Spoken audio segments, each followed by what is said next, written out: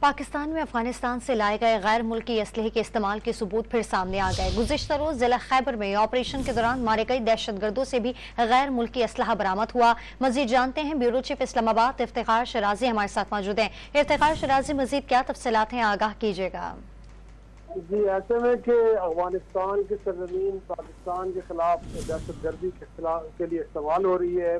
اور ساتھ میں براہ راست بہت سارے افغان شہری بھی آپ دہشت گردی کی ان کارروائیوں میں ملوث پائے گئے ہیں کہ جو یہاں پہ گرفتار ہوئے یا پھر مارے گئے۔ لیکن اس سے زیادہ تشویشناک بات یہ ہے کہ اب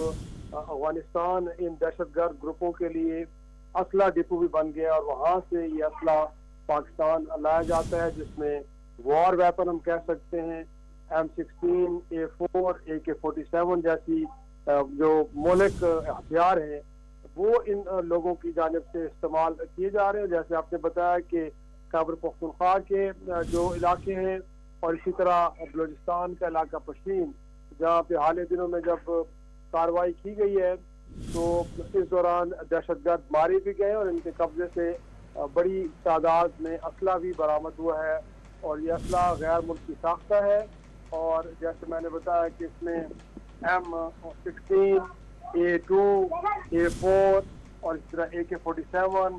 M4 کاربائن، یہ بڑے مہلک ہتھیار ہیں کہ جو جنگوں میں بنیادی طور پہ استعمال ہوتے ہیں، اور یہ دہشت گرد پاکستان میں سیکورٹی فورسز پر حملوں اور معصوم شہریوں کو